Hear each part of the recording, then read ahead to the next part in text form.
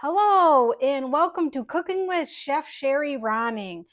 I'm going to show you how to make the easiest no-fail white rice ever. Now, to make the white rice, you're just going to want to bring a pot of water to a boil. 12 cups of water in here that I'm boiling.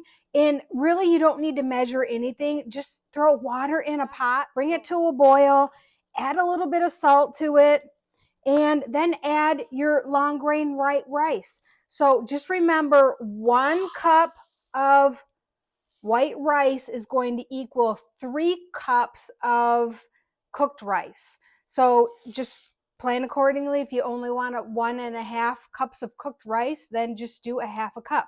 I'm going to do probably 2 cups here. I'll just do 2 cups. I usually like to have leftovers on that. So you just pour that in. Give it a little stir. Let it cook for several minutes.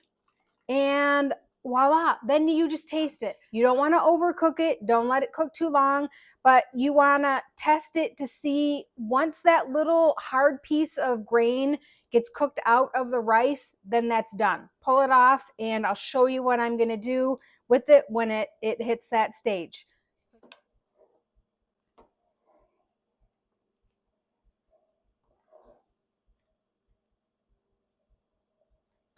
The white rice has been boiling for about 15 minutes, and there we go. Voila. It hasn't soaked up all the water, which is what you want. You want to basically just boil it like you would boil potatoes for mashed potatoes.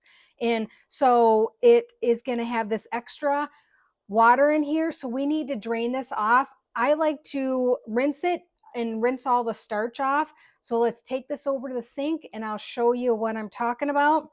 But you need to make sure to test it before. You want it just at the right spot. So don't burn yourself because this is very, very hot. I think this is perfect. Mm-hmm. Perfect.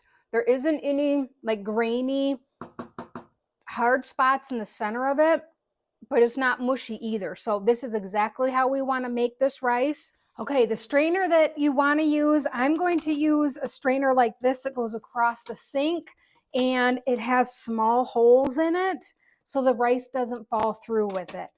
I will also use a strainer like this that has the small holes, but one like this is too big. The grains of rice will go right through it and you'll lose a lot of your rice when you're rinsing it off.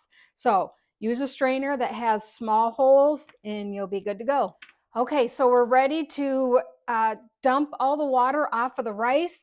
You're just going to run the cold water through the strainer into the sink, and you're just going to take the boiled white rice and just slowly dump it in, and we're going to rinse it off. I'm just going to just take like that and get all the extras out of the pan like that.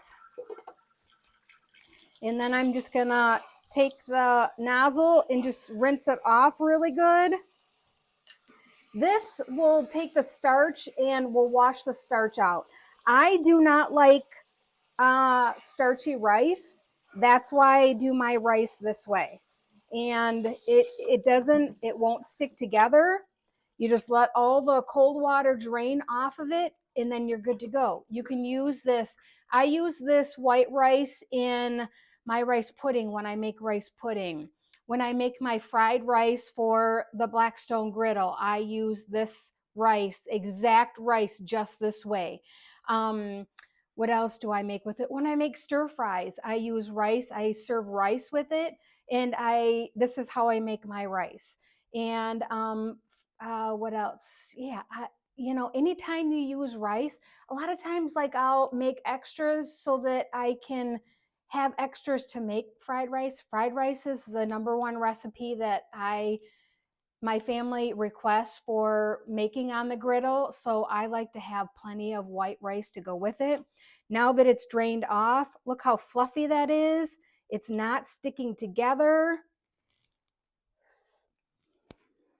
Mm. Mm-mm. Perfect. Perfect cooked white rice.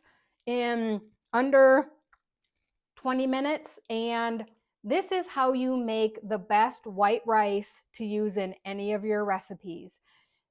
It's not made or not cooked like anybody else. This is my special recipe. You will love it. Make sure to give it a try. See you later. Bye.